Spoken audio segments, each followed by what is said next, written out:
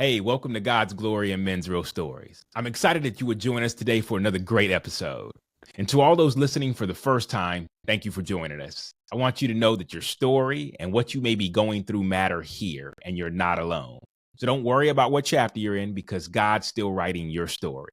So hey, sit back with a community that cares about you and hopes that you feel God's love as well as see God's glory in Men's Real Stories. So, my special guest today is a brother whose work inspires me as he plays a significant role in the prison letters I read to you guys and the 415 and counting thousand tablets with the Pando app in the hands of men and women in what was once the most unchurched population in our country. But that's all changing because of God behind bars and the Pando app and my guest and brother Isaac Holt. How you doing today, brother? Wow, what an intro. That is amazing. Right. I'm fired up. Let's go. Okay, all right. Look, I normally like to get people charged up just with their intros because that has a way of like making people be like, that's me. That's me. That's me he's talking about. So you know what? Yeah. If I didn't do it justice, why don't you introduce yourself a little bit more to my guest? Oh man. Well, gosh, you really hit it well. I mean, I guess I can kind of go into the story of the Pando app, kind of how it was created and like what happened. Because truly, it's a God story, and it's really Him who made it all happen.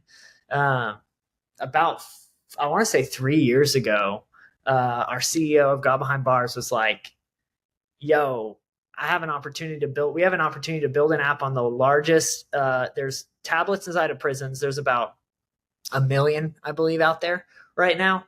And the largest tablet company asked us to build an app for them. And I came, and I have no idea how to build an app, like zero clue, never done it in my life. So I just kind of go down the road and start making some calls and emails and trying to figure out how to make this happen. And it probably took about 1.5 years to figure out. Like an app usually takes about 4 to 6 months to build, but this one it took about 1.5 years to figure out, and it was right when COVID hit. And right when COVID hit, all prisons were shut down, all ministries couldn't go in, and that's when we were like, okay, we got to double down and make this happen quick. We even went to we couldn't figure out how to make a video player work, basically, because we have to make our app kind of unhackable, like right. We can't have, we have to figure that out. And I've never built an app, so I'm trying to figure it out kind of in the dark. And we found a company and we found a person who basically figured out this solution, and we launched the Pando app in Arkansas, which was our very first state, in 2021. And then now, and Arkansas started with 3,500 tablets, and now we're on 415,000 tablets, and probably reaching around 600,000 incarcerated men and women every month.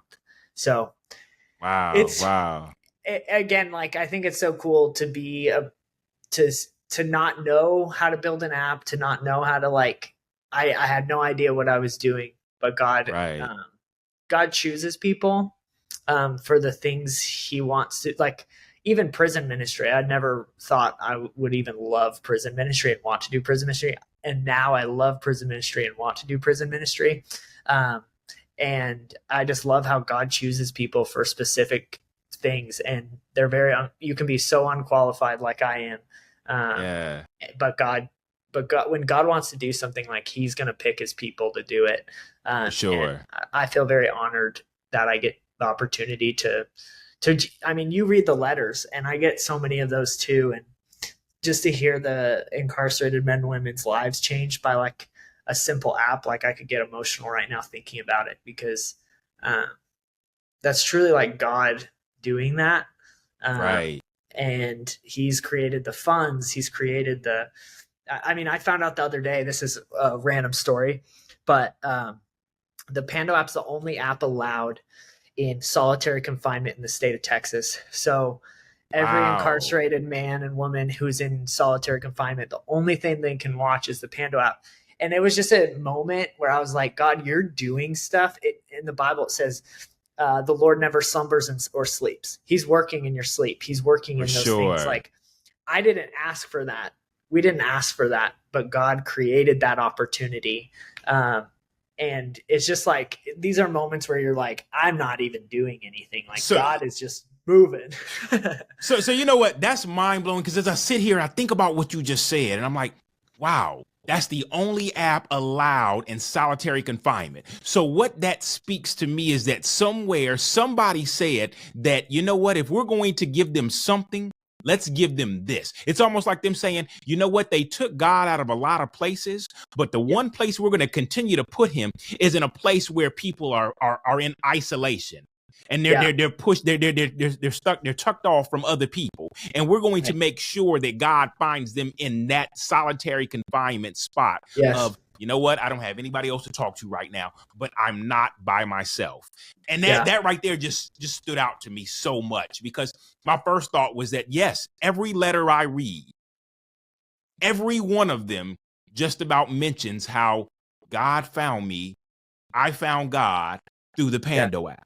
One day, you know, somebody got a tablet for me, and, you know, they started sharing certain ministries with me. And next thing I know, I was hooked on this ministry. I was hooked on what this guy was preaching to me. And I'm sure, you know, I normally just read letters from my own to my own pastor, but I could only imagine all the different pastors who get letters from men who are like, God found me, connected me to you through the Pando app. And if it hadn't been for that app, I don't know what else I would have actually bumped into you. And so that right there just speaks volumes, because you're right. God will call a person who's not qualified, who doesn't understand how to do any of the things. But think about it. At one time, and this is so rich right here, that one time, a guy who may not have sought God, who may not have spent time in God's presence, or even saw how God was important to his life, saw a need to create a tablet.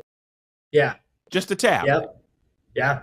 And he didn't know how it would play a huge role in a lot of people's lives, but he created a tablet. And that in itself opened the door for people to create apps. Right. And a lot of people look at apps from a simple step of like, you know what, I'm going to make a lot of money because this is going to financially free me. Yeah. But God looks at it from a place of like, you know what? I'm going to reach millions, because this app right here is going to open the door for me to step into prisons, behind bars with men and women who would have never have found a way to actually be seen or heard. But I'll find them in there. Yeah.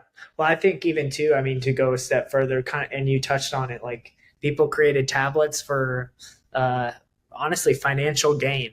But what the Lord shifted, and he said, you know what, I'm going to use that for my glory and to reach people all over the world. And I think that's just the story God does. Like, man, I think what I always want to say, and I believe wholeheartedly, is like, wherever anybody's at, whatever situation they're walking in, truly God's goodness will come through you, or it will break through in some way. And it's a cheesy line, but I really do love it. Like, if the scripture does say God works all things together for good, that means if like there's a part, because in our lives there's a lot of storylines. I love stories. That's my favorite thing. Like, I love stories, but there's a lot of storylines. Like, some people have marriages. Some people, like, that's a storyline. They have their job. That's a storyline. I don't know, they love pickleball. That's a story. Like, that's actually a story. There's stories in all of those. And there's certain parts of our story is that there's a lot of brokenness and there's a lot of hardship that's happening. And if that storyline isn't good yet, like, God hasn't finished that story yet. And I really do believe that, because, and sometimes you don't see that for actually generations to generations. Like, sometimes that story doesn't come to fruition, or you don't see the goodness until another generation. But I just really want to encourage people, like, don't give up on your story, on a story that's hard. Continue to pray, continue to allow God to move. And that, I think, when I think of these tablets and I think of these stories, like, how many times has God met all of us in our deepest, darkest cell? You know, I think that's truly my story. There's a moment, like every moment where God has met me and I've felt God's presence is in the moments of my deepest darkness. We kind of mentioned this before the whole thing, but I love the Desert Fathers. I don't know if anyone's ever heard of the Desert Fathers, but it's guys who were actually very wealthy, and they had everything in Europe, um, and they didn't know each other, but they all actually secluded and went into the desert. They uh, sold everything and they went into the desert, and they just went to find Jesus, to find God, and they preached to the Muslims, and they wrote amazing work. But a lot of what they talk about is meeting God in the desert and meeting God in the darkest days of their life, and almost seeking that out, which is really interesting. Like, how do we stay, if God always meets us in our deepest, darkest places, how do we stay in a place of like a desert land? Not focused on physical things, not focused on, man, how can I get a raise? How can I kind of put comfort around me? But where can I be fully surrendered to God? Because in a desert, I think about Moses in the desert, and there was the only thing there was a burning bush and him. And I bet in that moment, God just burned his soul and purified him and made him ready for his work. Yeah, no, that's so true. I mean, like you're right, because there's not a lot to actually see or depend on in the desert. It's you Yeah. and sand. It's you and darkness. It's you and light during the day. But the truth is that nobody enjoys spending time in a desert. When you think of like, oh, well, yeah, let's go on vacation. Let's go to a desert.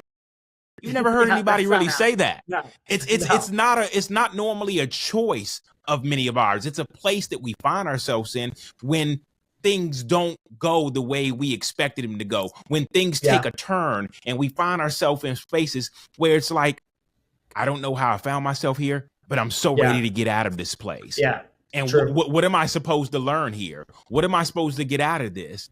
But it can be so rich if you sit in that moment and realize that there's a reason why you're there. And I think that's what you were speaking to. And that's why I'm so excited today to actually, like, I know you're used to listening to other people's stories. So I'm excited to hear your story. I'm excited to like kind of unpack a little bit of what, how God got you into this place of like what you're currently doing and what it took for him to maybe even wrestle you here, if that's how it even looked. That's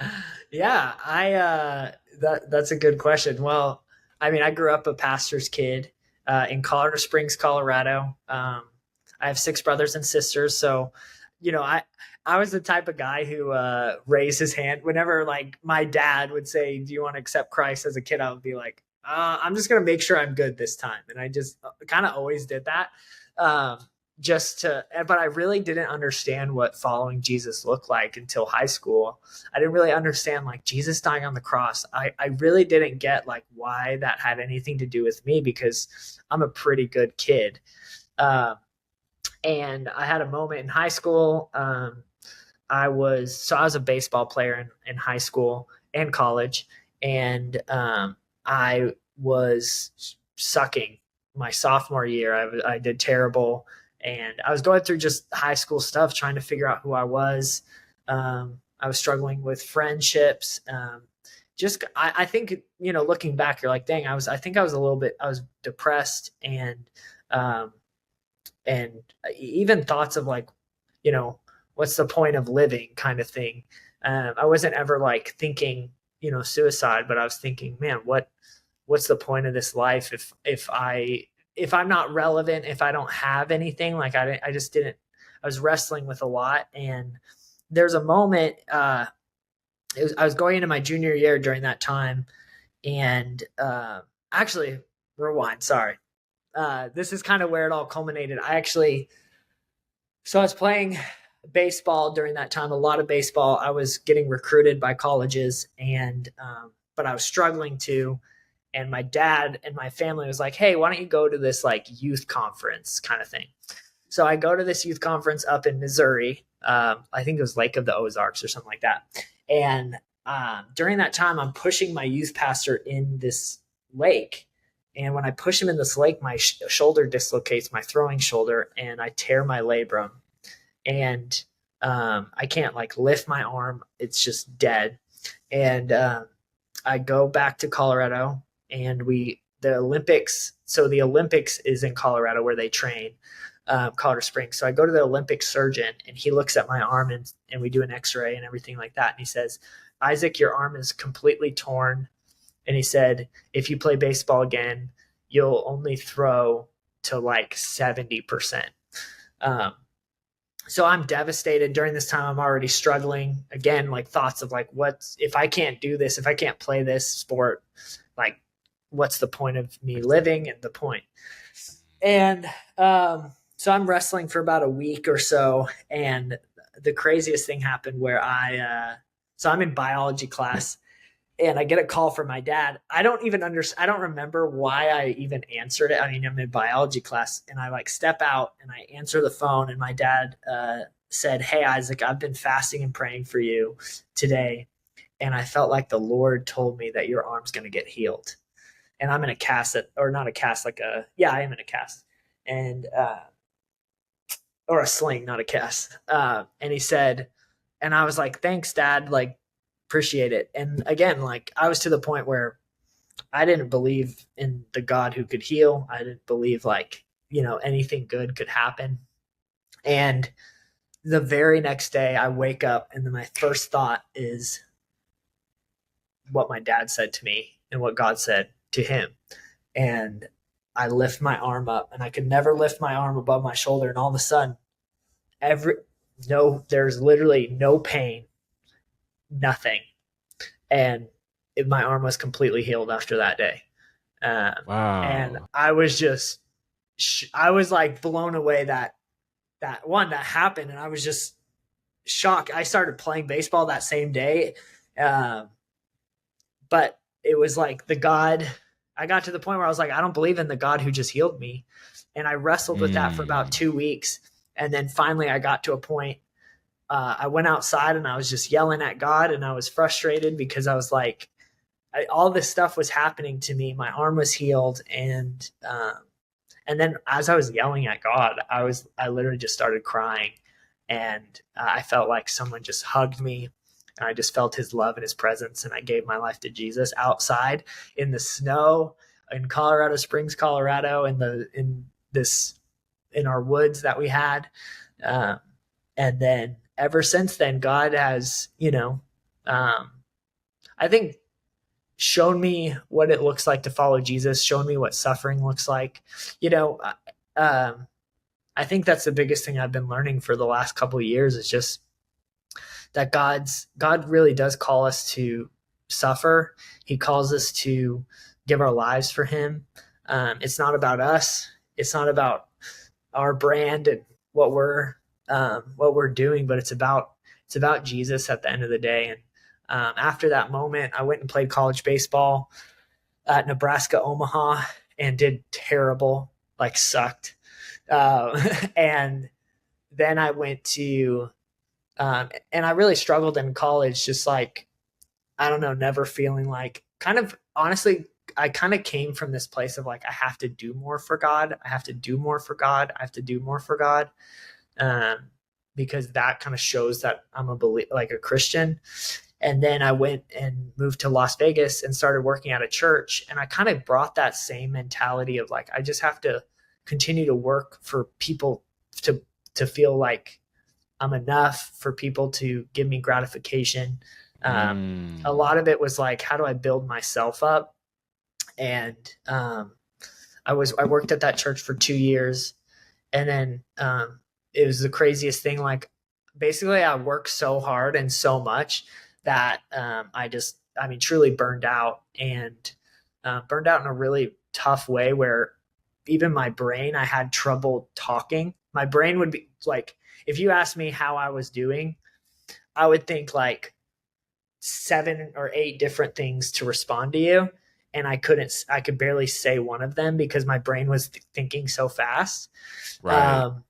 And I just left like literally broken. My brain felt broken. And I remember not being able to like laugh, or I didn't feel like I had joy. And I went back to Colorado and went to counseling and started to just like cry out to God and ask him to like restore who I am, and like, and to kind of, and it was just this breaking of the Lord renewing me and um, I don't know, giving me a new perspective of like, hey, it's not about you. It's not about like, I can restore you. I can heal you. I am everything you need. You don't need to please people. You don't need to do any of that. Um, I'm just Okay, the all you need. all Sorry, I right. gave So you a there lot. was no. So there was so much there, and I'm like, oh, okay. So like I love how, because what you said about how like when you gave your life to Christ, you wanted to do everything to show him that you appreciated him. And I Yeah, recognize that a lot of times when people give their life to Christ, it's almost like, God, let me show you that I'm worthy of the yeah, salvation you gave me. that's good. So That's let good. me Yeah, just do these things. I'm going to go to my local church. I want to just be used by you, God. And we're so on fire. And I love the yeah, fire that's in us, because I remember that fire that was in my belly. Like, God, I just want to be, but I also recognize that a lot of that desire to want to show God I was worthy also yeah, came from a lot of my past of like, yeah, if I don't show up and show people that I'm worthy, then maybe I'm not worthy. Maybe people won't see me for who I am if I don't do a lot of things to show them that I deserve to be here. I want to just serve in every capacity. And I don't know who it was that said this one time, but they was like, there's no amount of things that we could ever do to like show God that we're more worthy, or show God that he made a great choice in choosing us, or yeah, or calling us into things, because it's less about what we do but the time we spend with him. And so we run ourselves ragged sometimes doing so much for the kingdom. And we say it that way, like I'm doing it for the kingdom, I'm doing it for God. And God's like, yeah, but the thing is, if you spent time with me, you would see that I'm calling you over here to this space. yeah, But you're burning yourself out doing so much for everybody. And they see it and they yeah, appreciate it, and they're gonna let you. But see, doing what I've called you to do, you're going to realize that I'm going to give you the strength. I'm going to give you the wisdom. I'm going to give you so much to do that, to where you don't feel like you're burning your own candle out just doing it. You're going to realize yeah, that, like, I realize that normally I don't have the strength to stay up this long, or I don't have the strength to do these things. So it can't be me. And you realize at that moment, like, yo, there's no way I can take credit for like what's happening right now, or the things that you're experiencing. It's all him. Like, yeah, I couldn't do this on my own. And that's where God's like, yeah, it was in you turning your attention back to me to see what I wanted to do through you. But there are so many like young people, there are so many adults that yeah, literally, how you described it, of like, I was wanting to do so much. I wanted to feel worthy. I wanted to feel like God would continue to care about me and love me and hug me the way he did that day when I gave my life to him. And I wanted to stay in that moment of like, God, I yeah, just want to show you that I'm so worthy of your love. yeah, It's the same way we approach our parents, in a way of that.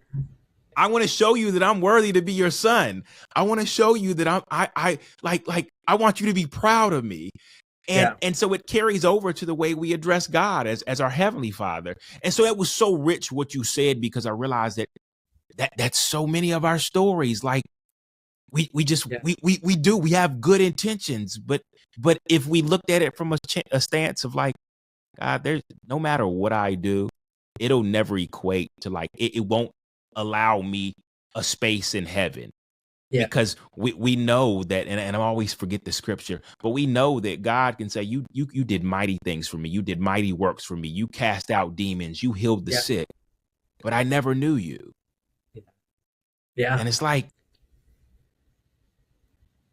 a lot of people look at it like, but I did so much. But it's like, but where was the time you spent with me, and the moments I wanted to spend with you, yeah, and that relationship we had yeah, that I never experienced? And I'm not gonna lie, it just came to me, just something like I was sitting here thinking, like, a lot of times maybe our relationships with God mimic the relationships we had with our own parents.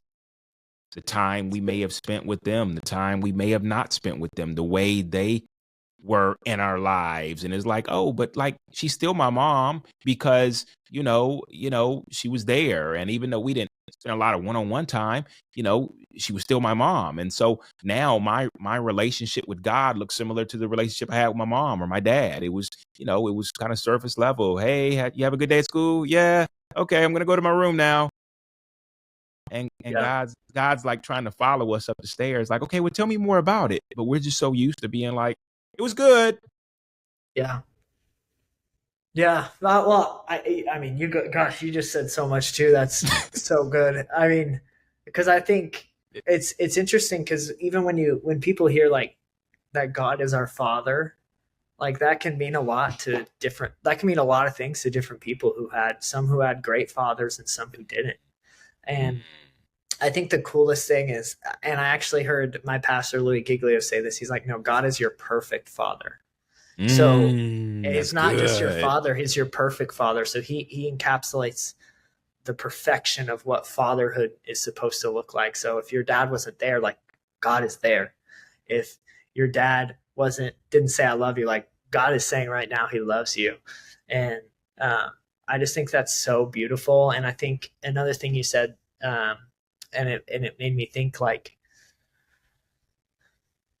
when we're within God's presence and we are seeking after him and his thoughts and his desires, and it's hard to go after someone you can't see necessarily, but the more you go after, the more your heart yearns.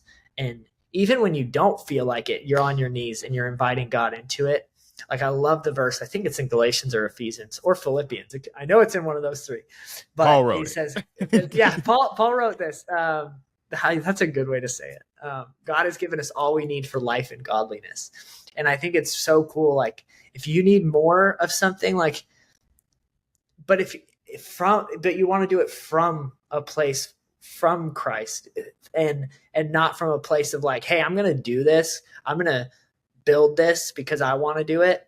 But when you're coming from Christ, like, he gives you more grace. He gives you more strength. He gives you everything we need to be able to accomplish it. And that's true of my story. Building this app, or I literally didn't even build it, but God literally put the right people in place in my life, gave me enough strength, gave me another idea to make this to be able to put this into fruition. And the best part about it is, I mean, again, there's a bunch of people who help build this app. Like, I am not seen in it. And I think that's the most beautiful thing. That's the best thing. That's like the most beautiful thing is to read these letters, and I get to see how God's changing people's lives. And it's not based on God behind bars or our brand. It's like, and it's not the Pando app. It's like, hey, this church on the Pando app. Like, it's just so cool to see how God used something in my story, especially in my story. I look at it and I wanted so much attention in a lot of ways. And God like put me in the background, and he gave me this opportunity to help build this app and make it possible for people to experience Jesus. And I get to just see God move, and I don't have to, and it has nothing to do with me. It really doesn't. Right. It's not the Pando app by Isaac. It's literally you sitting back and just experiencing God work through something you played a part in. It's like I built an ark, not because I needed it for myself, but because I knew others would need to get on that boat one day. And so I sent it out, and they experienced it in a way that I never would have guessed. Okay, so wait, we got to go back a little bit, though, because like, I'm curious that moment. And I think that's what's so important about people's stories. You can talk about how like one day I was a sinner, and then the next day I gave my life to Christ, and it's just been great. But a lot of times people are looking for that space, as John Rush one time said on my podcast. He was like, yo, people need to know what happened in that space, because they're in that space right now. And it's like, okay, but how did you get here? And so, where you left off was how like God, you were in college, and life just wasn't going the way you thought with baseball and different things, and you cried out to God, and that's where you found yourself consistently burning yourself out by doing things for him, hoping to And sometimes, and I don't know if this is your case, but sometimes we do so much hoping to expect something in return. Like, God, make me better in baseball by, if I get out here and just confess the word and do so much, maybe you'll just, you heal my arm. Maybe you allow it to throw 95 mile per hour fastballs directly into the glove. And it's like, guys, like, I healed your arm because I need to use that arm for something else. And it's not going to be baseball. Church. I mean, you can do that, but like, I want you to throw something else, and it's not going to be fastballs. And so what happened that eventually got you to this even space where you were working with God Behind Bars and the Pando app and stuff? Yeah, no, I think that's a great way to encapsulate it all, because truly it's like you can get to a place of wanting to do so much for God, but it's really, at the end of the day, it's kind of about you, you know, like if you break it down, you're like, you're doing this for you, Isaac, which is me. But yeah, so anyway, I come back to Colorado Springs after just burning myself out. And honestly, for like 6 months, I cried every single day, like just devastated. Like I just didn't know who I was, because everything was built true. Like for me, like most of my life was built on people being successful. I mean, even with baseball, it was like, how do I be seen by my coaches? How do I do everything I can to perform? Everything was kind of a performance. And I got to a point where I didn't know who I was. So is it fair to say, and I like to call this out in different men's stories, it's fair to say your identity was built around being a baseball player with these set of friends and living this life, and you had all pictured it. It was your vision of what you wanted based on the plan you created, and none of it was working the way your vision or your expectations had set the vision up for your plan. Yeah, like it was like, oh, everything's tied up into this. And so if this doesn't work, I don't know who I am. Like I'm a guy now without baseball, without the success and the friends that I expected to have. So if that didn't work, I didn't write a plan B. As some people always say, don't ever write a plan B, because if your plan A doesn't work, keep trying at it. And it's like, so when no matter how much you try at it, it doesn't work, you find yourself, as you just described, like, I'm empty. Yeah. No, 100%. I mean, 100%. Yeah. I was just empty. I didn't know, like, what am I doing with my life? Like, who am I? I mean, it got to the point of like, you know, really, truly, who am I? And I read an amazing book, highly recommend, Emotionally Healthy Spirituality, which just blew my mind. And, that book really shifted me, because it just started to one, it was like, you need to take your mind captive, or take captive your thoughts and start fighting for your mind. Because my mind was going crazy. Like, I mean, I was going down holes that were not good, you know, just everywhere. I couldn't control my mind. And I actually read, I also listened to a podcast by Brene Brown. I don't know if you've ever heard of Brene Brown. Oh yeah. Love her. Dysfunction. She was. The story was she was. This is the story in her podcast. I don't know how much time we have, but I'll just share the story. Got all the time in the world. But she was swimming, and with her husband in a lake in Texas, is the story she's telling. And she was swimming, and he was swimming. And she said, so they had this pause while they were swimming in the lake. And she said, honey, I just love that we're doing this together. And he says nothing, and he just starts swimming again. So then she starts thinking, she's like, oh my gosh, like maybe he doesn't love me anymore. Or maybe he doesn't like me in a swimsuit. Like she was kind of saying that. And then she starts swimming after him, and she does it again, and he doesn't respond. And he starts swimming again. And she does this over and over again. And then at the end, she like starts yelling at her husband, like, why are you being so like, why are you being like this? And she finds out that her husband was like having an anxiety attack because they were in this lake and he was just struggling. But she allowed her mind to go down these holes. And basically at the end, what she said was, you have to stop the story of your mind. And that just like blew my mind, because the amount of holes of like worthlessness and anxiety that I was putting myself through, I literally would start at a spot in my head. I would start telling the story. I don't know. I think it's so important for everyone listening, for all of us to know, like, you in your mind, you don't tell yourself you're worth. You don't just say, Isaac, you're worthless. No, you literally create an entire story with actors and, you have a whole cast and roles telling yourself and showing yourself in picture form, in story form, how worthless you are. And you have got to stop the story of your mind. And if you don't stop the stories will start telling you who you are. And that's what blew my mind, where I said, I'm going to stop the stories. And it's crazy. Like, once I started doing that, I probably stopped. I had to stop stories for, like, I honestly will tell you, like 100 times a day, where I started going down this hole and I said, no. And then the great thing she said is, you have to tell yourself the story. You got to tell yourself the truth, the real story. Right. So I have to work it back. So I started working it back and saying, no, Isaac, God has a plan for you. Like, God is not done with you. There's so much more in your life. You haven't even gotten close to the amazing things that God has for your life. So don't give up. Keep going. He has a great marriage for you. He has a great life for you ahead of you. Like, he has a great job that you're going to be doing. Like, you're going to laugh again. You're not going to cry every day anymore.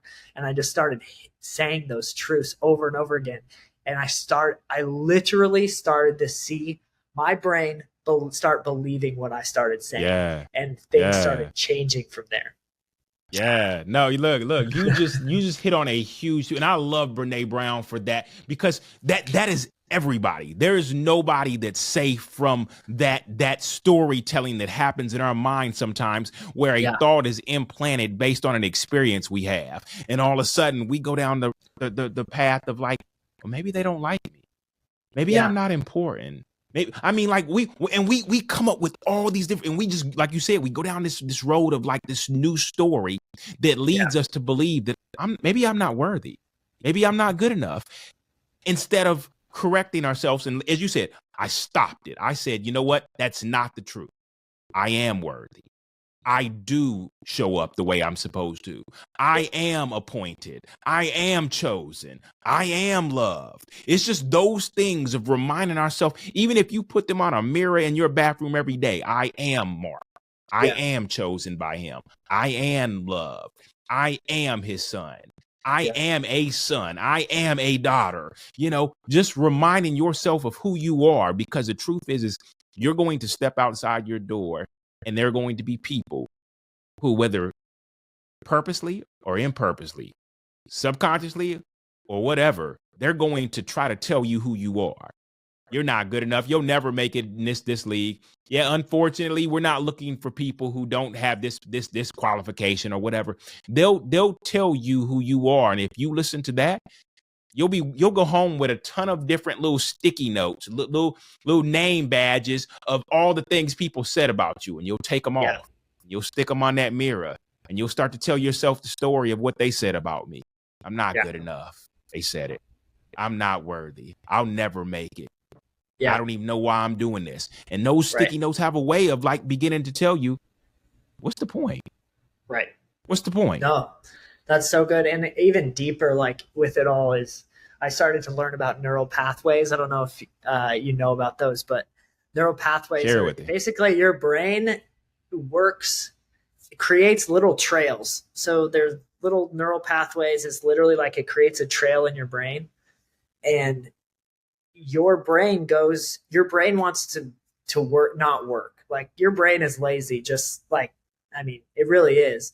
I mean, when it says you only work, like, tap into 10% of your brain, I understand why, because you're basically, like, if there's a trigger in your life, your neural pathway is going to go to the easiest trail. So if a trail keeps going through, so if you keep saying, I'm worthless, I'm not good enough, I'm not a good father, I'm never going to be this, and if someone hits that, something triggers that, your brain's going to go to the easiest trail. So then you're going to go down truly like a little dark hole, because it's easy. But the coolest thing about your brain is it can trail a new path. For sure. But you have to. But just like a new path, if you go into the jungle, let's say, like, there's a big jungle. I mean, it's easy to go down the easy path. If there's a path that's already worn, that's the easiest way. But in your brain, you have to start cutting down stuff. You have to, it takes work. It takes focus, intention to be like, no, I'm going to be a good father. Like I am a good father, or I am going to be, God has something amazing for me. I'm not going to be worthless, or I'm not this is what I'm not. And you got to, but it means you have to keep doing that. You have to keep hitting that trail, hitting that trail. And then all of a sudden that's going to be your first thought. When something negative comes in, you're like, nah, that ain't it. Like, this is who I am. This is what God says about me, because you have to continue to break through that trail. And it's so cool to be on. And again, I'm never on you're never on the other side. We live in such a broken world. And I think the world always is pulling you to come into it. So you have to constantly be fighting back. So none of us are there, but it's just cool to be, a couple of years past that season, and to laugh again, and to be able to be excited about whatever God has. And also when suffering happens, man, and I'm still working on this and I want to get better, but to truly be like, thank you, Jesus, because if you're not experiencing suffering, I mean, you're probably living a pretty comfortable life, if you're not pressing into the things of the God and the kingdom of heaven, there's no resistance. Like suffering and hardship means you're probably moving in the right direction, and to not give up, and to keep fighting, and to keep battling for your life, for your mind, for your heart, for your family. And there's beauty in the desert, and there's beauty in suffering. And I just think about, Well, no, I'll pick up where you were just saying, because I know a lot of people, they hear this guy, they hear you and they're like, this guy wants me to suffer? No, I'm good. You probably should explain that. No, because I love how you were saying it, because the truth is that suffering, okay, here's a perfect example. We all desire to be a reflection of Christ. We all want to be like Christ. We all like when you're on this journey, it's like, I want to be a reflection of Christ, until he has to suffer.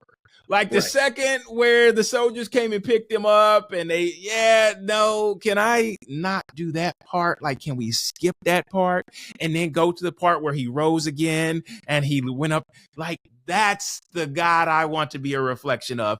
And it's no, but understand, in being a reflection of Christ, know that there are going to be days where you're going to suffer. There are going to be days where you're going to have to step into purposely the discomfort, as you were talking about, this trail's already made for me. But you know what, though? Discomfort is calling me down this path. And by the way, it's not a path. You're going to have to make the path. But it's in making that path that God's going to use that for his glory. He's going to use everything you're going through, the suffering, as a testimony to somebody who's going to come behind you that's going to have to make the same path. Yeah. But they need to hear about your path before they can step out there and be like, so you mean to tell me you made it? Okay, then we're going to push through then. We're going to push through, because right now I was thinking about giving up, but I'm going to push through though. Because you said God worked in your story. Your story sounds a lot like mine.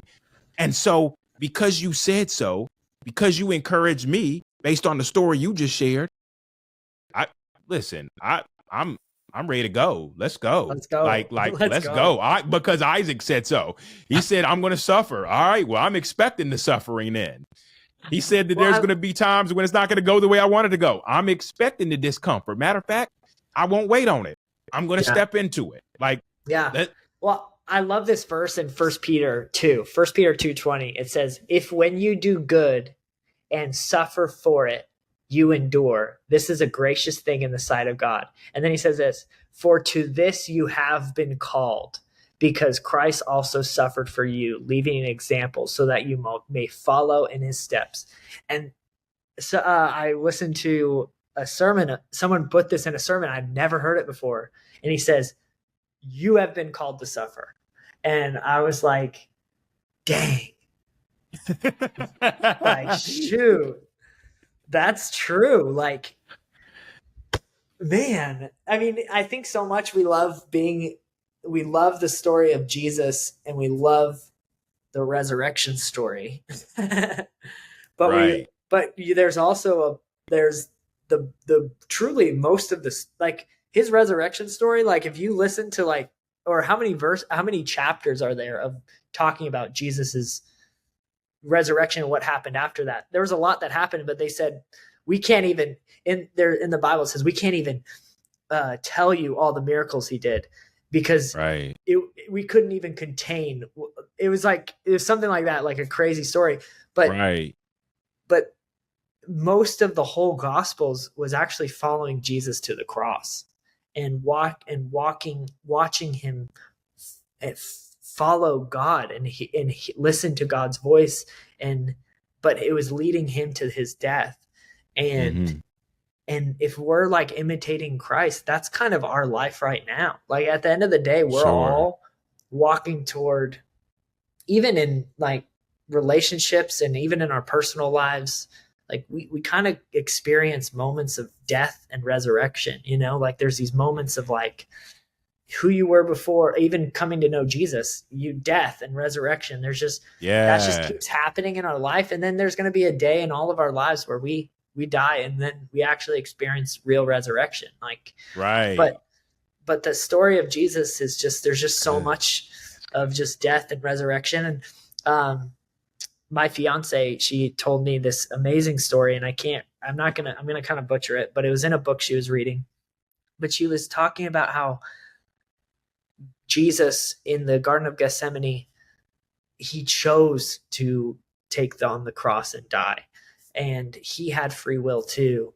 And Sure. I just think about that moment of Jesus going to the cross, how many moments he could have had to say, okay, I'm done. Like, so this Tapping suffering's too out. hard. Like, think about it. I mean, he had the Garden of Gethsemane. Then he Hmm. was taken to another thing and he was punched in the face a couple times, Right. humiliated in front of Right. people. He could have quit then.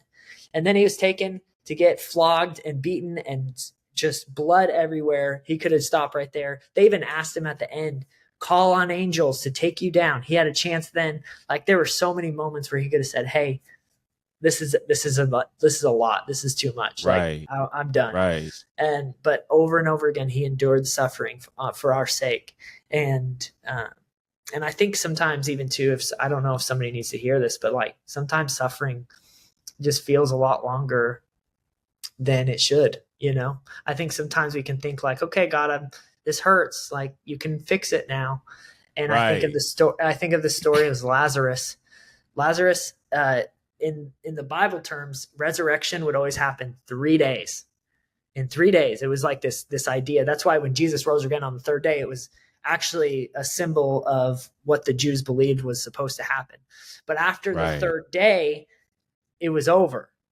And Lazarus I know you can. rose I love this. again Go on ahead. the fourth day. Like Jesus going and raised him on the fourth day, a day that's like, but think about it. Jesus, in that story, Jesus took longer to get there, Sure. and I just feel like that sometimes in all of our lives it just feels longer. Like even in my life, when I was crying for 6 months, I thought it was going to be a 1 month trial, like I was going to get over it, move on, and let's go.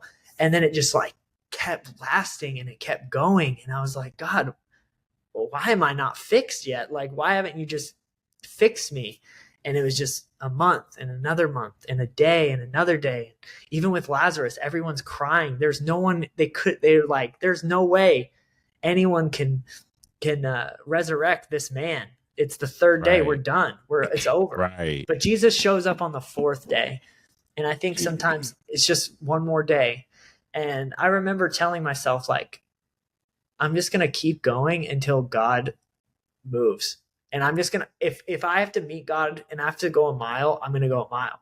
If I have to go 5 miles, I'm going to go 5 miles. Wherever it is where God meets me and healing comes, that's where I'm going to go.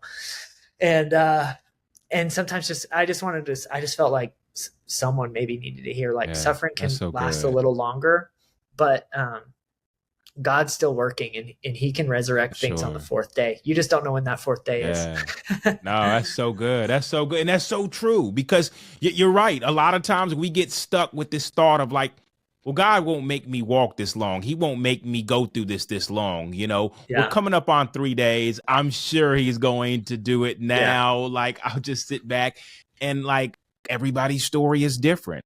And what your friend may have gone through and what your father may have gone, it may be completely different than what you have to go through. But it's about staying encouraged, knowing that God is doing a thing in Yeah. that time period, Yes. knowing that he hasn't like forsaken you. Yeah. Like he's never forsaken you. He's doing a thing that's going to create a space where it's like, yeah, but if maybe if he had pulled you out of that so soon, people would have just considered it luck. Yeah. Maybe if he had taken you away from that, they would have just considered it like, oh, well, yeah, it ran its course. But it's in those moments where it's like, there's no way. He can't come back from that now. It can't change. It's where God's like, and I'll show up to show you all that it's in my strength Yeah. that things Let's can go. turn around. And it's all for his glory. Right. Like that's what it's all about. It's all for like what Jesus did for Lazarus was less about him. It was for God's glory. It was to show people that what you guys expected, not always what you expect. So that was good. That was so good. I love how you explain that because not enough people talk about what God was doing. More people just simply talk about the fact that Jesus showed up and raised him from the dead. And it's like, yeah, but think about like the time it took for that to happen. That was so good. So I got a question for you. Yes. Tell me what this scripture speaks to you, and you'll recognize it as I'm reading it. Okay. But he said to me, my grace is sufficient for you, for my power is made perfect in weakness. Therefore, I will boast all the more gladly about my weakness, so that Christ's power may rest on me. That's my I don't know if you took this. I don't know where you got that, but that's like my life verse.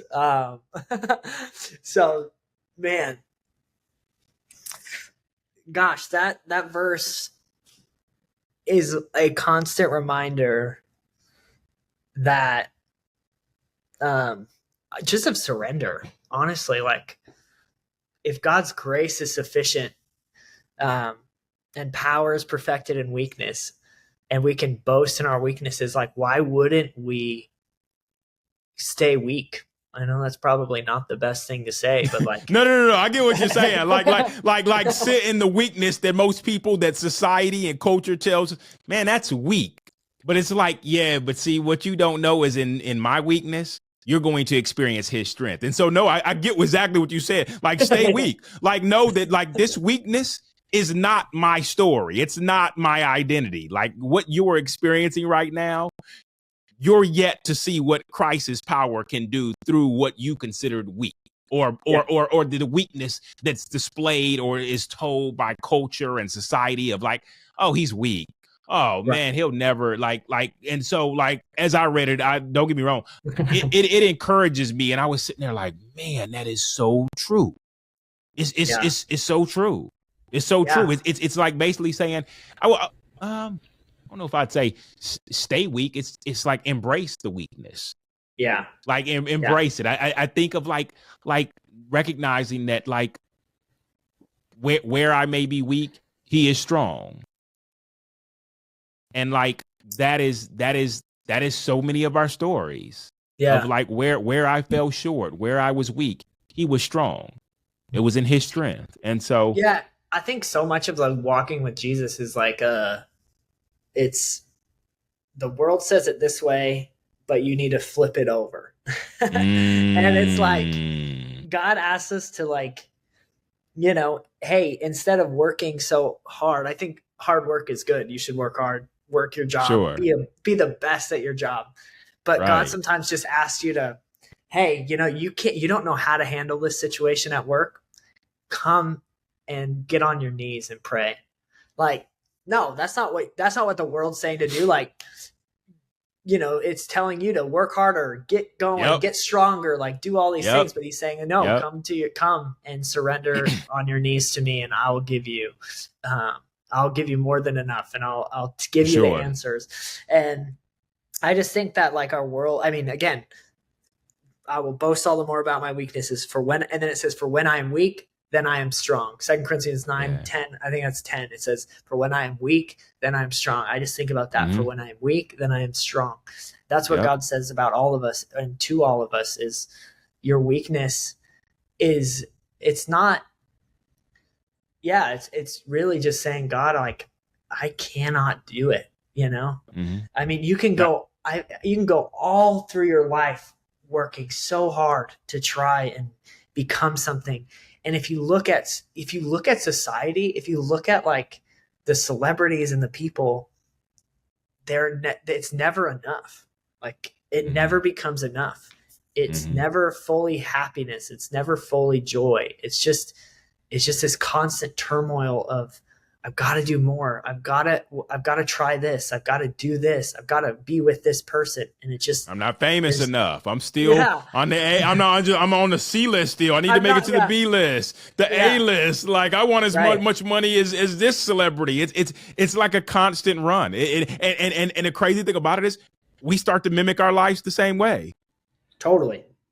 Well, and it's just human nature. It's just it's like, it's the pull. It's like there's a pull to constantly do this. And I think there's just that you have to, I mean, it's a daily decision. It's a daily fight to really be weak before the Lord and say, and I just think about this idea of like, if your fist is holding something, what has to happen for you to let it go? God has to break your fingers to let it go. So sometimes we see that in our lives where God's breaking us so that we can come at a posture of hands open. God, you take it. This is your job. This is your app. This is your ministry. Like, this is not mine. But the world, we're always having this tension of wanting to close, and we have to constantly battle that, the ways of just opening your hands. And what does that look like? What does it look like to open your hands toward God, saying, God, you take this, man. And and that's a constant thing of like, God, even just with the Pando app, and it's so easy to control, and there's things that are constantly, it's technology, and it's in a prison technology. It's very hard some days. And some days it's just, I just want to take control and make it happen and fix things and wish other people would fix it quicker. And I have to constantly just say, God, like, this is your app. You're knowing what I'm doing. I'm going to try and do all that I can. But at the end of the day, I really have to surrender. And that's just so many things in our lives. And and I think too, like, you just see God's miracles in the weakness, like if it's just your strength. And I mean, then you're like, God's more of you're just a helper. I don't know. Like, you look at all the athletes who are like, man, I just hit a home run. Like, that was all God. And it was like, yes, but I don't know what it's so easily like, you can glorify God in the good and the easy, but when things get hard, that's really when it's hard to glorify God and to So and you're right. You're like matter of fact, I think I will steal this. I think Stephen Furtick said this one time. He was like, a lot of times we're quick to like give God praise for things we do. Like, oh man, I know that was great, but that was all God. And it's like, yeah, but he used you though. Like he used you like, but oh no, but it was all, and it's like, well, I mean, dial it back a little bit. I mean, if it was all God, it would have looked a lot better. It would have probably been a lot more graceful. It would have probably sounded better, but like he used you, and he didn't need you perfect. He didn't need you the best, but he still worked in the strength that you had to say, now watch this. I'm going to add my strength and watch this thing sail. Yeah. And I think it's in recognizing that, like, man, I'm humble enough to know that wasn't me. I can't sit here and be like Snoop Dogg when he said, I want to thank myself. Like, no, I listen to me. If it was left up to me thanking myself right now, this probably wouldn't be happening. Right. This was all God, because when I ran out of gas, that's where he just stepped in and started to push my car. And I'm like, okay, I made it here, but I was Right. completely out of gas 12 miles ago. Right. So it's so beautiful recognizing his strength and our weakness, and just realizing that, man, like he carried me. He carried me through that desert. He carried me through those times in my story where I lost myself, and my identity was wrapped up in what I was doing and not who he called me to be. Yeah. It speaks to so many of us. Like that's so real. It's just a matter of like, am I going to keep stepping forward when I realize I've run out of strength to experience his strength? And am I going to surrender it? Because I can only imagine how many times in an office like yours where it's just like you're just sitting there and you're like, that's it. That's all we got. And it's like, and then next thing you know, you're on your knees in the office. It's like, all right, God, I come before you in a place of surrender. Like, I got to surrender this to you. Like, I can't do anymore. I've run out of, provide me the wisdom. Meet me where I feel like I'm falling short. And it's like, that's the beauty of being in an office where it's not frowned upon. Well, you can't bring God in here. It's like God was already here. So like I, even if I got to close this door because you guys won't understand, I'm going to make sure God meets me in the space of like, I've run out. I can't do it anymore. That's good. Yeah. That's so good, That's so man. good. Wow. Come on, church. Wow. Yeah, no, yeah, right. Hey, for the record, just so all of you guys know, it's Sunday when we're recording this, and me and Isaac have both left church, so we're already a little charged up by the words we got. yeah. So there was no coffee needed for any of this. There was no like preparation. We just came in, and we're just kind of like we're being boosted by the rocket boosters of what we heard in church today. So I literally, when truly coming to church, I mean, coming back from church, I was just like, I love this. There was people coming to know Jesus, and people were praying for them, and there were tears in their eyes, and I was just like, there's nothing better than this. Like, there's nothing better than following Jesus and seeing, like, where do you see people's lives get changed like that? Where? Well, see, the thing is you get to see it a lot more than we do, because like, and I love how you just said that, because that can almost like kind of like segue me into like asking you, what's it like seeing that in the actual prisons? Like, you get to experience it a lot more. We get to see the videos from time to time, but like, I don't get to experience like the changes, the transformation you guys see, the children reuniting with parents that I cry about every time I see the videos. I ain't gonna lie, I cry every time. I y'all, however y'all put that together, you got me every time, because it's that reuniting. You can see it in so many ways, but what's that like from your perspective? Man, I think it's, for me, a lot of it is reflection after. I was actually thinking about this the other day of like, because I got to do a lot of the events inside of prison, so I kind of oversee it, and a lot of it is, there's so much technical detail in it, so hard. There's a lot of security you have to work through, and just so much. So everything's very heightened in those moments in prison, where I'm just making sure, hey, we have kids here, like, everything's going well. I'm watching things, making sure, everything's good. I think probably one of the biggest moments where I actually started bawling, and it was the only time this has ever happened.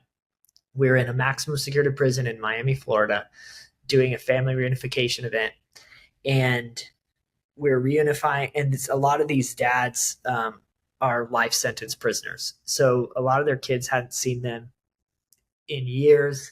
A lot of them, there's just a very they're estranged, right? And so they were getting reunified, and it just was like, you could feel this tension the entire time. Like, there wasn't like great connection with the families, which we really try to make. We put games on the tables, and we do a lot of things to try and create connection. That's, maybe the dad doesn't know how to talk to their kid. How do we create little things to help them have those conversations, coloring books, or sometimes it's just playing Connect 4, Jenga, just stuff to fill the space and to help create connection.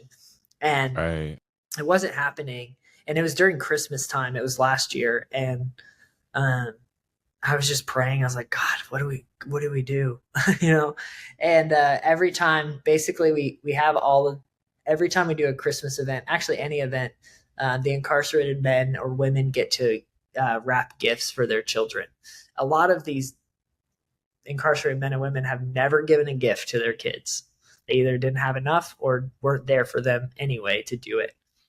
So about hours before, these dads were getting ready for this Christmas thing, and they were wrapping their gifts for their kids.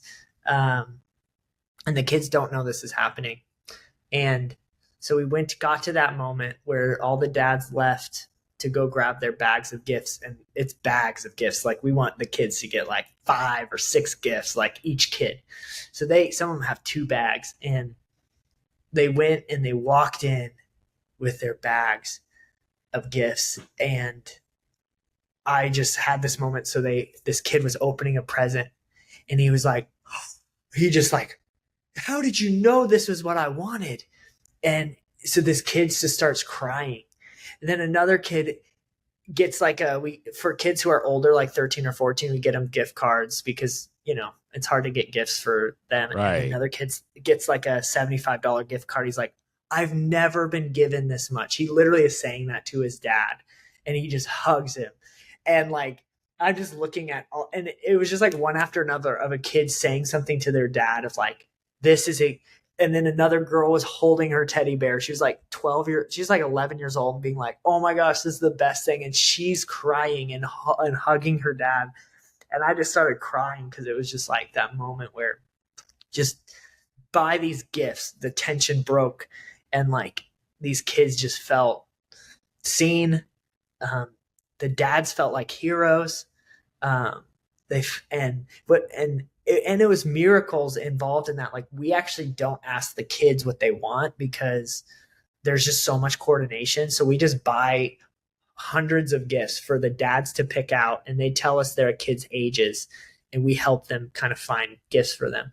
So to see like specific gifts for each kid get perfectly placed for them was just a moment of like, God, you're so working in all of this. And I literally I just went over the side as they're all playing and stuff, and I just wept because it was just a beautiful moment of seeing God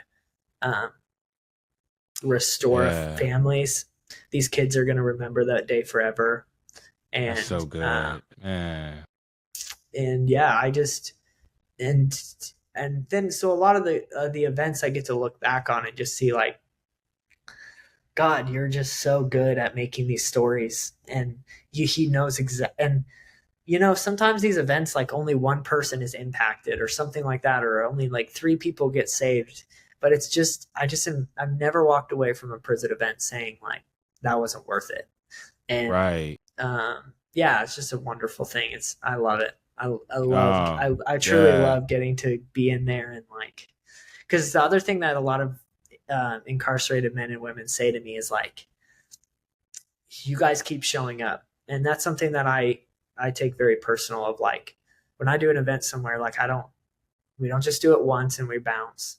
And we have churches inside of prisons, but in some prisons I go in there and we just do one event, but I try to always go back, because a lot of these incarcerated men and women have had dads or moms constantly in and out of their life.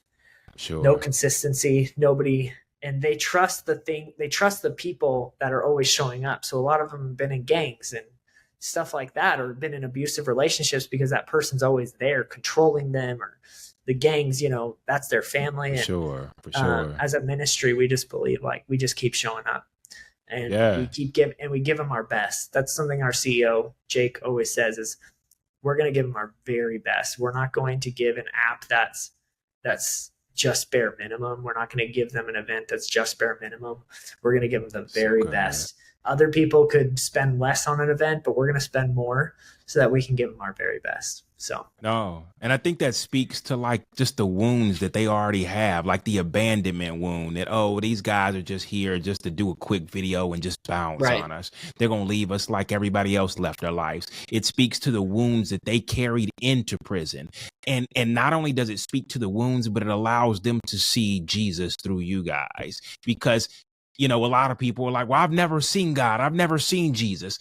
But they're experiencing something they've never experienced through a person that God is using to step into the place that they're sitting there. I think me and a friend were talking about this last night, how so many people are always looking to the sky for God to do something, when God is working through people like Isaac and God Behind Bars and Pando app to actually do what he wants to do through these services, through these people.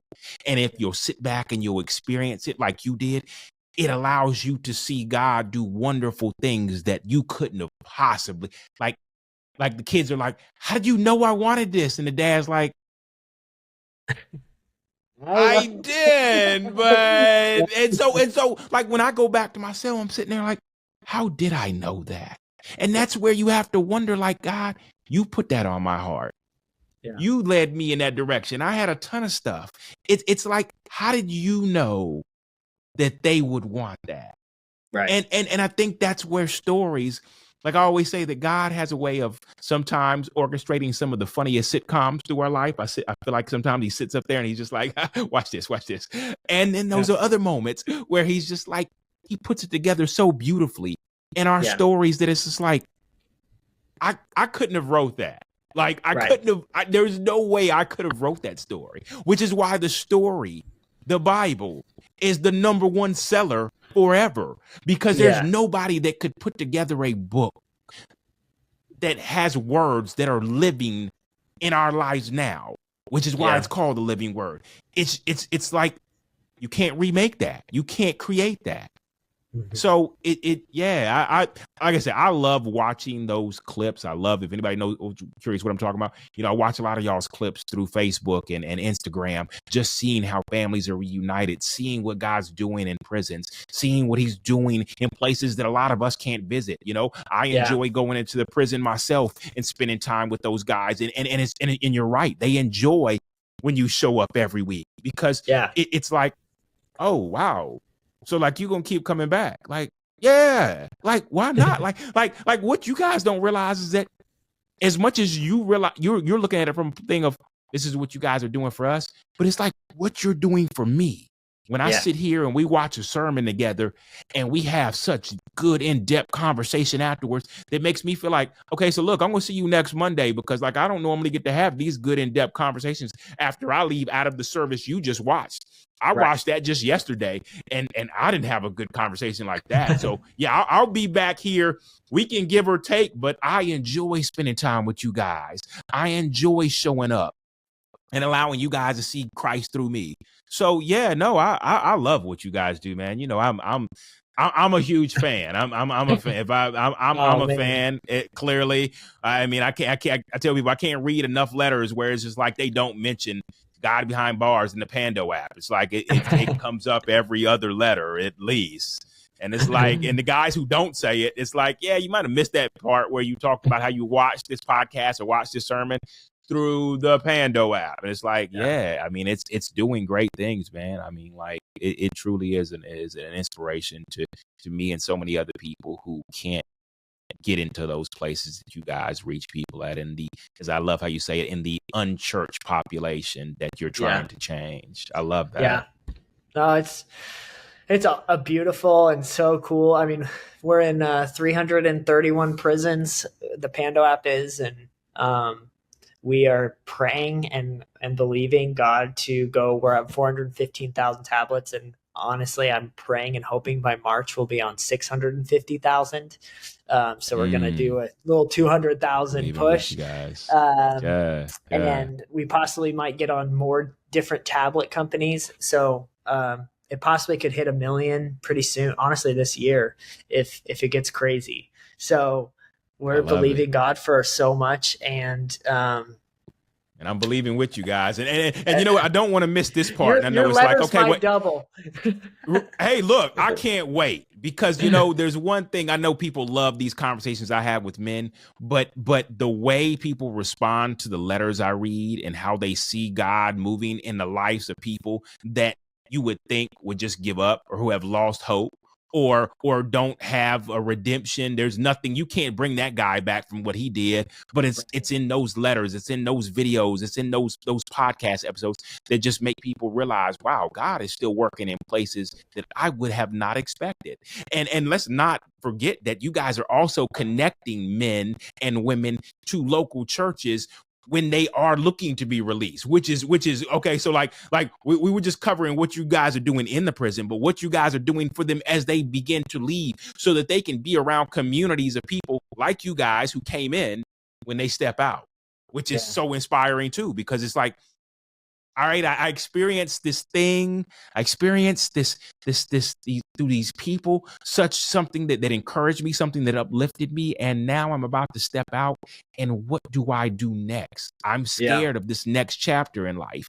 Right. Will I have a community like those people to continue to encourage me, to continue to affirm me and speak over me and tell me who I am and not how I feel I am?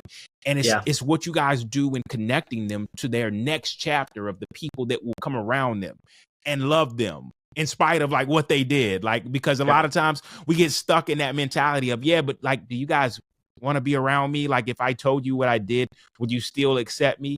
And it's like, no. It's less about what you did, because what you have to understand is I could tell you about the things I did. And even though I didn't spend time in prison, I probably should have. I probably should have been right there in the cell with you. But the truth is if he forgave me, he's forgiven you. And I've forgiven you.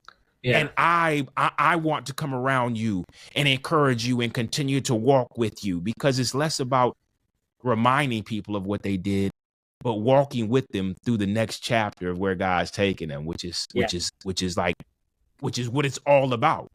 Like, you gave your life to Christ. Congratulations.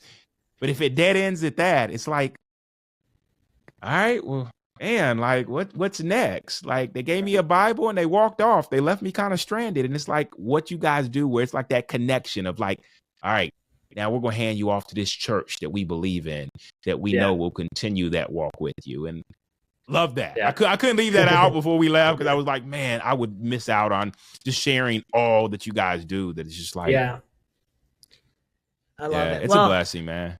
Oh, it's cool our biggest heart is to, how do we change the community while they're in prison with churches and ministries? Like, how do we start shifting their community? Because they're going to get out. 75% of incarcerated men and women are getting out someday, and we want them changed. We want their communities changed before they get out. We want to connect them to a local church before they get out. We want their family connected to the local church before they get out, because when they get out, that's when it gets tough. Like, that's when the clock starts ticking.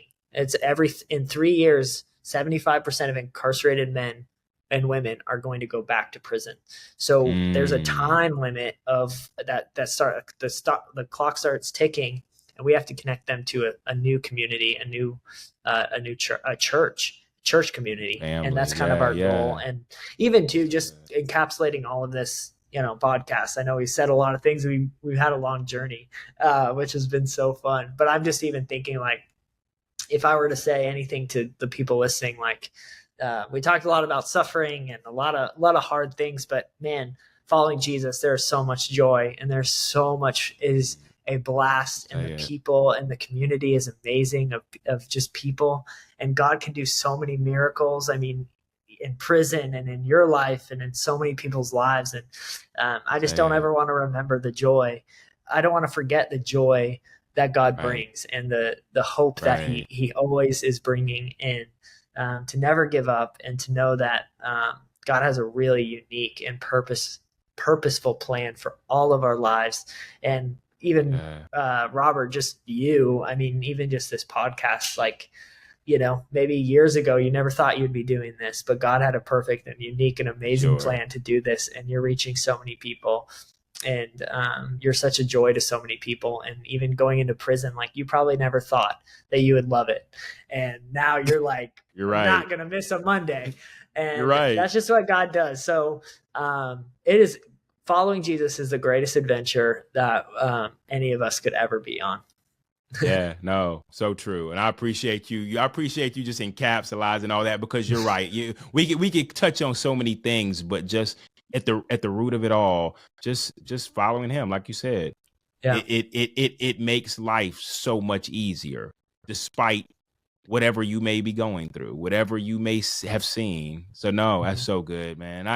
Isaac, I appreciate you spending time with me today, man. Just sitting down on a Sunday, just to kind of just unpack a little bit of your life and talk about how God has continued to work in it, how he continues to use you and the ministry you guys are a part of, just to continue to bless so many people, because I see how he's using all of everything we touch for his glory. Everything we touch, everything he's called us into, that we were like, podcast, no way, or prison ministry with an app, no way. But it's like, if God is calling you into that space, he's already worked it out. It's just a matter of, am I going to be a part of the team whose hands are going to go on this to make this to get there? And so I love it, man. I love it. I really appreciate it, man. And Grateful I appreciate. Yeah, no, I appreciate you sitting down with me today, man. This has truly been a great way to not only to almost, I won't say end my Sunday, but to like get to a point where it's like, man, I had a great word today, and I was a part of an encouraging conversation. Man, what else is there? And you know what? I'm actually, today's the last day of my fast. I just feel like, man, listen, I'm on this high. But just how God has sustained me through what would seem like suffering, as we were talking about earlier. It's like, we're all going to suffer, whether you walk with God or not. But walking with God through it all is nothing like it. The joy, the peace, the love, the encouragement, the way you described how he wraps his arm around us when we're just crying out to him and we're just so tired. It's so encouraging. It's nothing like it, man. So I appreciate you sharing that story with us today, man. It's appreciate you. Awesome. Honored to be on here. Thank you for inviting me. I'm really grateful, and honest, I'm fired up still. So I mean, I'm excited to see what we may do in the future. Who knows? I mean, like, I'm excited to continue to hear the letters, read the letters, maybe even get some of you guys' letters that are directly to you guys, just to encourage other folks. But I'm just excited about what God's doing, just in bringing us all together and allowing us to share what he's done in our lives. And so it's so encouraging, man. Yes. But with that, I'm gonna hey, I thank all those who have listened, who have just hung with us, enjoyed this great conversation, this great story. Isaac, I appreciate you joining us today. Please share some of you guys' information just on how people can find you if they're like, well, I've never even heard of this. Yeah, go to Instagram, just write God Behind Bars, or Facebook, God Behind Bars. That's where those are the stories that you were talking about. You can go to our website, godbehindbars.com. But yeah, that's kind of where you can find us to see what we're up to, where we're going. We have a lot of events coming up that I'm going to be jumping into, which I'm really excited about. So be praying for all of those. I go to Vegas next week, where we have 4 events back to back. So I'm really excited about that. So be praying for that. I might have to catch you all on one of these events, man. I feel like it's like a world tour that I'm missing out on. Come on. We'll figure it out. Yeah, no, for sure. Well, hey, thanks again, brother. Thank you all for listening. Thank you all for joining us for this episode today. And hey, everyone be blessed. We'll see you on the next episode, all right? We appreciate you listening today and hope that if you enjoyed this episode, you'll like and subscribe and also listen to past episodes. We hope to bring you great future content as well. Please comment your thoughts on this episode, as well as leave any prayer requests below so that this community can pray alongside you. Also, don't forget to follow us on Instagram, Twitter, TikTok, and Facebook at God's Glory and Israel Stories. Brothers, we understand how the thoughts of even facing your own past and current story and the pain and hurt that come along with this is no easy task. But you're not alone, as you hear in these episodes. Nor has God forgotten you or left your side, as he's in it with you, fighting alongside you through the storms of life. He loves and has already forgiven you, no matter what you have done, and he wants a relationship with you. Your healing, freedom, and growth are important to God, and to us as well. Maybe you're considering giving up, or need someone to talk to. Here are a few resources that already exist that we hope can shine a light into that dark place you're in. The National Suicide Prevention Lifeline number is 1-800-273-8255. If you need support but are not in crisis, consider reaching out to a warm line with individuals who would love to talk with you. Speaking to someone on these calls is typically free and confidential and run by people who understand what it's like to struggle in life. Find a local number by going to warmline.org.